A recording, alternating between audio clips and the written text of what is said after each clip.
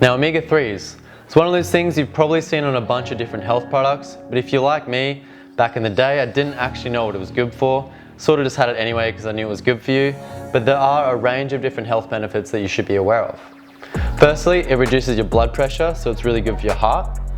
It helps regulate cell communication and nerve transmission, so basically how everything communicates within your body. Has a role in gene expression, so it helps upregulate different processes within your body. Acts as an anti-inflammatory and specifically has been shown to reduce depression as well because of that mechanism. Helps prevent macular regeneration, so it's good for your eye health. Improves joint and bone health through its increasing calcium deposition in your bone. It's good for your brain, can help you sleep, and the list really does go on, but those are just some of the most predominant.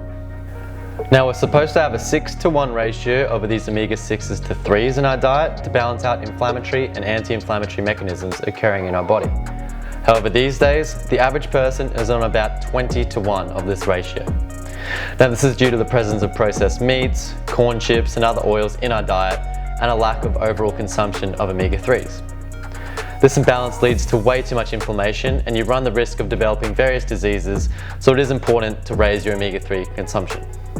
Now, some good sources of omega-3s are fatty fish, so something like cod, tuna, salmon, anchovies, and that kind of stuff, as well as walnuts, flax seeds, chia seeds, and olive oil. However, these plant sources of omega-3s come in the ALA form, which is then needed to be converted to EPA and DHA. However, this process is inefficient, so definitely the best way to get your omega-3s is simply through consuming fish. You could look at getting canned tuna as well, as that is a cheap option and a convenient snack.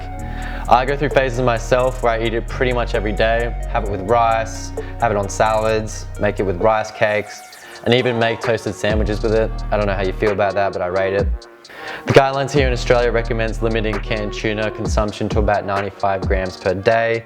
So that is just your one standard can you'll see in Coles or something like that. And this is due to the mercury content. Also, the omega-3 content varies significantly between brands and may potentially have less omega-3s than your other wild-caught oily fish anyway. So that's definitely something to keep in mind.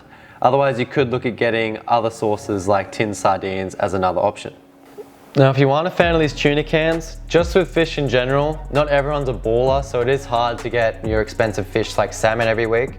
So if you don't think you're getting the 2 to 3 servings of fish in your diet every week, then a good supplement to have could be fish oil or even algae oil as well, if you can't have fish. A meta-analysis of 40 clinical trials involving over 135,000 participants found that supplementation with omega-3s is associated with a 35% reduced risk of fatal heart attacks and a 9% reduced risk of fatal coronary heart disease. And the study also found that there was a dose-response relationship, so basically the more that was consumed, the more cardiovascular benefits were seen. I personally take 2 fish oil tablets a day.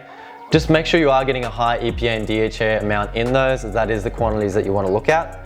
But yeah, they are really cheap and super convenient to have, and really just a no-brainer to have if you are lacking some omega-3s in your diet.